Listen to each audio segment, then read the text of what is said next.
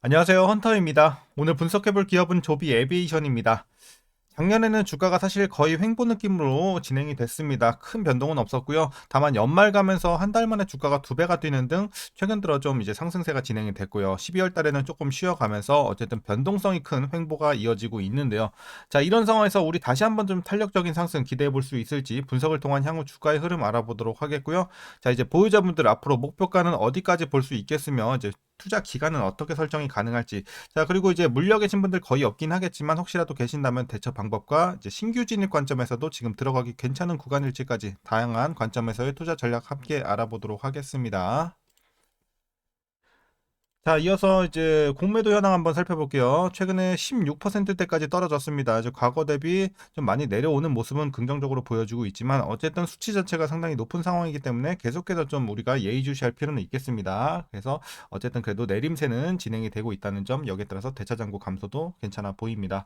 자, 이어서 동사 재무제표 분석 시작해 보도록 하겠습니다. 실적부터 살펴보시게 되면 일단 뭐 100만 단위이기 때문에 뭐 0, 0, 1 뭐 이런 식으로 잡히고 있는데, 자, 작년 대비해서 올해는 일단 뭐 마이너스 89% 이제 하락을 보이고 있습니다. 그래서 올해는 좀 눌려가는 모습이고 내년부터 2만 퍼센트 상승, 그래서 매출이 200배가 넘게 오를 것으로 보여지고 있는 상황입니다. 그래서 본격적인 상승은 내년부터 우리가 연간 기준으로는 기대를 해볼 수가 있겠습니다.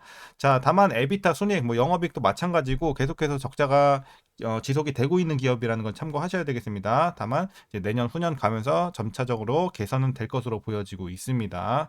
자, 그리고 EPS도 마찬가지로 계속해서 마이너스지만 개선이 되고 있다는 점만 참고하시면 될 것 같고요. 자, 이어서 뭐 배당은 아쉽지만 하고 있지 않은 상황이고요. 뭐 당연하죠. 적자기 때문에 할 수가 없겠고, 그럼 이어서 이제 부채 비율 살펴보겠습니다. 자, 3, 13, 11, 22. 뭐 최근에 굉장히 안정적인 비율 계속해서 유지가 되고 있죠. 올해도 뭐 한 20 근처에서 보여지고 있고요. 그래서 뭐 부채 걱정은 전혀 없고, ROE도 계속해서 마이너스가 깊어지는 가운데 뭐 올해도 작년과 비슷한 수준 될 것 같고요. 개선은 내년부터 우리 기대를 해보면 좋을 것 같습니다. 그래서 뭐 사실 뭐 지금 재무제표 전체적인 상황 자체가 좋지는 않아요. 뭐 당연히 적자 기업이기 때문에 미래에 대한 이런 사업 성장성 이런 걸로 지금 주가가 움직이고 있는 거죠. 그래서 이렇게 좀 보시면 될 것 같습니다. 뭐 양자 컴퓨터도 마찬가지인 것처럼 미래 사업 성장성으로 가는 기업입니다. 자, 그리고 이어서 이제 마지막으로 현재 PER은 이제 적자로 인해서 산출 불가, 그리고 PBR은 지금 0.0으로 나오고 있는데 집계가 안 된 것 같죠. 그래서 제가 계산을 해보니까 지금 7.96 정도 나오고 있습니다. 그래서 최근에 주가가 올라온 만큼 그래도 이제 뭐 2분기, 3분기 4대에서 유지가 됐던 거에서 이제 지금 거의 8 근처까지 올라왔습니다. 자, 그리고 이제 현재 주가 밸류에이션 상황이 중요하겠는데, 뭐 지금은 당연히 고평가로 볼 수가 있겠죠. 왜냐면 지금 실적이 나오고 있지 않은 상황에서 주가가 뛰었기 때문에 당연히 그냥 우리가 수치적으로 계산을 해본다면 지금은 고평가가 맞죠. 근데 아까 말씀드린 것처럼 이제 UAM, 이 도심 항공 교통에 대한 사업 기대감으로 가는 거예요, 주가는. 자, 그래서 이렇게 보시면 될 것 같고요. 이어서 동사 관련 이슈 한번 살펴보도록 하겠습니다. 자, 먼저 이제 일본 관련 이슈인데요. 나리타 공항과 도쿄 도심을 오가는 하늘 나는 자동차가 2년 뒤에는 실제로 영업용 운행을 개시할 것으로 보여지고 있습니다.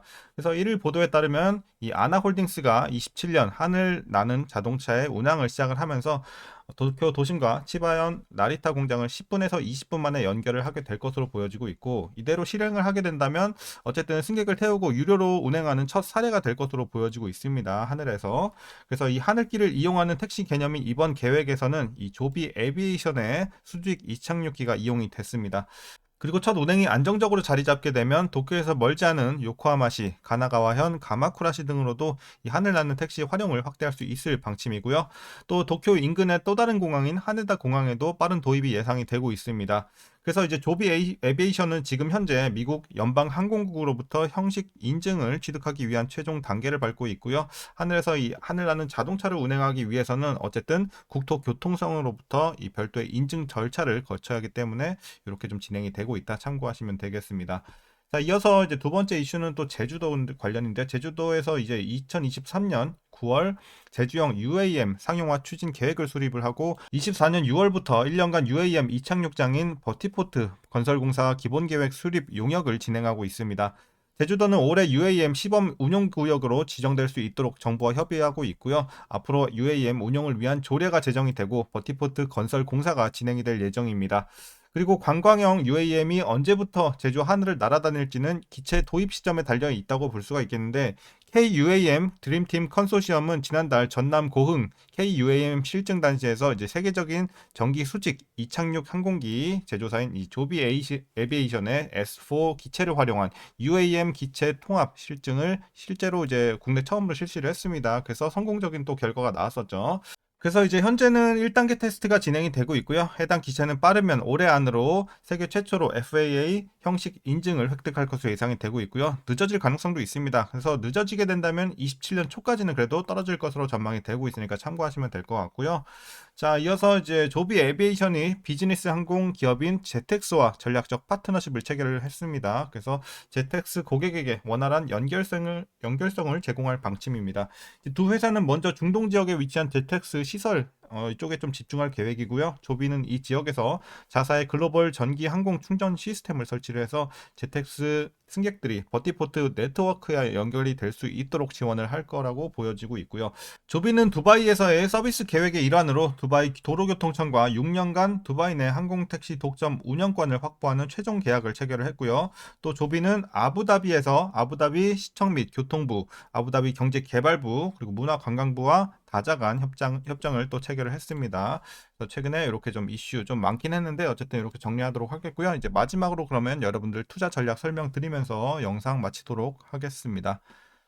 자, 먼저 이제 신규 진입 관점에서는 굉장히 긍정적으로 보고 있습니다. 다만 최근에 주가가 한번 크게 났기 때문에 이제 단기적으로 봤을 때는 좀 메리트가 크다고 보기는 힘들고요. 이제 중장기적인 관점에서는 그냥 일찍 들어가면 그만큼 유리하다라고 보고 있는 종목이에요. 그래서 미리 뭐 4불, 5불 요 구간에서 들어가신 분들은 굉장히 잘 하셨고, 지금도 물론 주가는 최근에 좀 뛰긴 했지만 여전히 중장기적인 관점에서는 상당히 저점일 확률이 굉장히 높다라고 보여지고 있습니다. 그렇기 때문에 좀 정리해서 말씀드리면 이제 단기적인 관점에서는 NO, 그리고 장기적인 관점에서는 yes라고 말씀드리겠습니다. 신규 진입에 있어서요. 자, 그럼 이어서 보유자분들 대응 방법입니다. 먼저 목표가부터 설정하겠습니다. 자, 목표가는 이제 단기 목표가만 드리도록 할게요. 단기적으로는 10불 보고 있습니다. 10불 제시를 해드리도록 하겠고, 장기로 있어서는 사실 목표 주가는 항상 의미가 없다고 말씀드리고 있습니다. 그렇기 때문에 재료나 이런 기업의 펀더멘탈 상황이라든지 업황 이런 것만 잘 체크해 가시면서 보유해 나가시면 될 것 같고요.